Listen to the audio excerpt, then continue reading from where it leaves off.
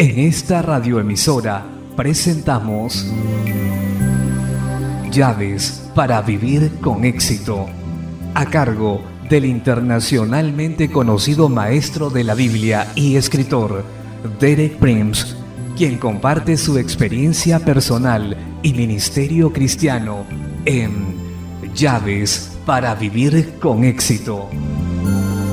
Bienvenidos. Llaves para vivir con éxito presenta Rechazo, causa y curación. Segunda parte. Me alegro de estar nuevamente con usted en la continuación de ese tema de rechazo. En mi charla de ayer cité un versículo de Proverbios 18, el 14, que dice: el ánimo del hombre soportará su enfermedad, mas ¿quién soportará el ánimo angustiado? Otra traducción dice: el espíritu herido.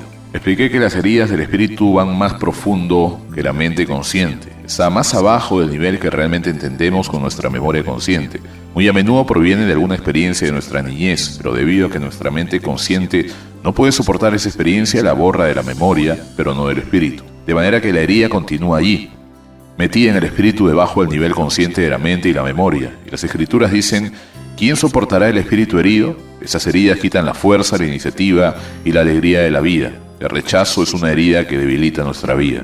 También di algunos ejemplos de cómo se puede provocar el rechazo. Leí de Isaías 54 la descripción de la esposa que se había casado en su juventud y había sido rechazada por su marido. Apunté también que algunas veces el rechazo es a la inversa, es la esposa quien rechaza a su marido, pero de cualquier manera la agonía es indescriptible. También dije que pudo ocurrir durante la niñez, aún antes del nacimiento. Un niño está en el vientre de la madre, pero la madre no lo quiere tener. Tal vez sea un hijo ilegítimo, sus padres estén separados, o no hay suficiente dinero para alimentar a los niños que ya tienen. De manera que la madre, durante la preñez, tiene esa actitud hostil y negativa hacia el bebé, y ese nace con un sentimiento de rechazo de no ser querido. O está el niño que no recibe la manifestación de sus padres, especialmente del padre. A veces los padres realmente aman al niño, pero no saben cómo expresarlo o manifestarlo. Un niño no puede recibir un amor que no sea manifestado. O está el caso de hogares que tienen más de un hijo, pero uno es el favorito sobre los demás, quienes se sienten que no los aman y que son rechazados. Hoy voy a hablar sobre los resultados del rechazo, la manera de reconocer el problema en nosotros y en otras personas. Tal vez debiera comenzar repasando brevemente la definición de rechazo que di ayer. Dije que lo opuesto a rechazo es la aceptación. Si no tenemos aceptación, probablemente tengamos rechazo. Hay otras palabras y frases que describen lo que tengo en mente. El sentimiento de no ser querido o de ser excluido y de no valer nada, o de no pertenecer realmente o sentirse fuera del círculo mirando hacia adentro. Me pregunto si al decir estas frases y palabras, algo dentro de usted dice: ese es mi problema. Veamos ahora los resultados. El resultado más obvio es la incapacidad de recibir y de comunicar amor. Creo que ese es un hecho verdadero, que nadie puede comunicar amor si primero no recibe amor. Eso es lo que dice el Nuevo Testamento en 1 de Juan 4:19. Nosotros le amamos a Él porque Él nos amó primero. No creo que una persona sea capaz de amar a menos que haya sido amada primero. Por consecuente, la persona que nunca ha recibido amor no puede transmitir amor. Esa tragedia frecuentemente pasa de una generación a otra. Una niña nace en una familia que no le brinda amor. Ella se siente rechazada y no puede comunicar amor.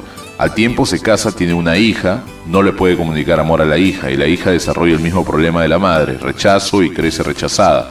Ella a su vez se casa, tiene una hija y la hija crece con el mismo problema. De esa manera ese terrible problema se pasa de generación en generación. Cuando ministro a personas en esta condición les digo: óigame, ese ciclo tiene que ser cortado, tiene que ser enfrentado. Hágalo usted ahora para no pasarlo a la próxima generación. Veamos ahora los resultados secundarios del rechazo. Yo diría que hay 3 maneras principales de reacción al rechazo.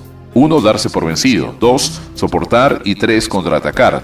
Veamos a la persona que se da por vencida. Esa es la clase de gente que dice, aunque tal vez no en voz alta: ya no lo soporto, la vida es demasiado pesada para mí, no hay nada que pueda hacer. Sé por experiencia que hay una sucesión de emociones negativas que siguen al rechazo. Le haré una lista. Es el orden en que generalmente sucede. El rechazo produce soledad, la soledad produce aflicción, la aflicción lástima de sí mismo, la lástima de sí mismo produce depresión, la depresión desesperación, y si la desesperación o falta de esperanza sigue en su curso, el resultado final es una actitud de muerte o de suicidio. Esas dos últimas cosas son diferentes maneras de enfrentar la misma condición. La actitud de muerte dice: prefiero morir, no quiero seguir viviendo. El suicidio dice: voy a terminar con todo, que es el final del descenso progresivo. Rechazo, soledad, aflicción, lástima de sí mismo, depresión, desesperación y finalmente la actitud que desea la muerte o contempla el suicidio.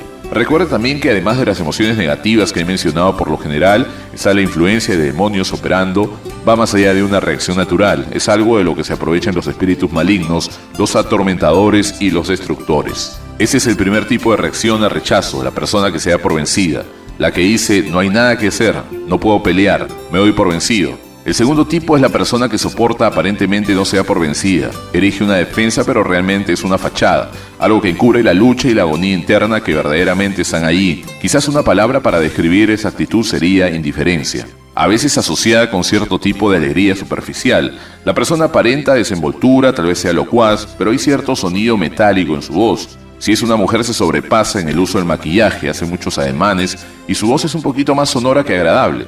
Hace un intento desesperado de aparecer alegre, como si no estuviera sufriendo, como si nada le importara.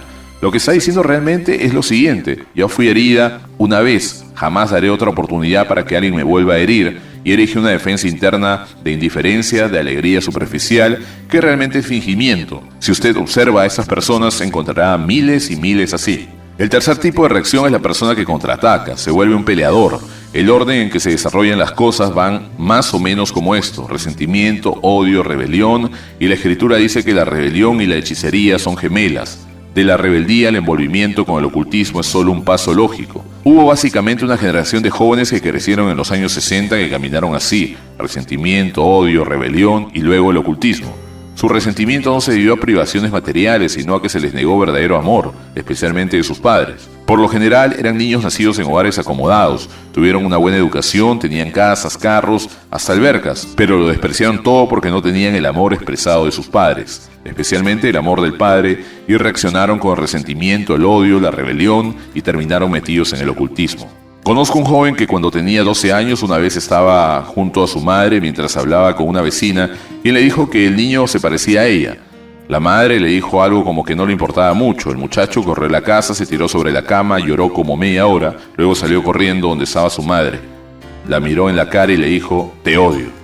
Eso era cuando tenía 12 años. A los 18 se había convertido en un líder notorio de una pandilla, un joven de violencia y brutalidad que fue resultado del rechazo de su madre. Gracias a Dios que la historia tiene un final feliz. El hombre se encontró con el Señor y ahora es su siervo. Ese es un ejemplo muy típico de esa reacción de la persona que contraataca: resentimiento, odio, rebelión y luego ocultismo. Esas son las tres maneras en que la gente reacciona al rechazo: el que se da por vencido, el que soporta y el que contraataca. Otra vez, se nos terminó el tiempo de hoy. Mañana regresaré para estar con usted a la misma hora. Mañana continuaré con este tema de rechazo. Veremos el remedio que tiene Dios y que está provisto en Jesucristo.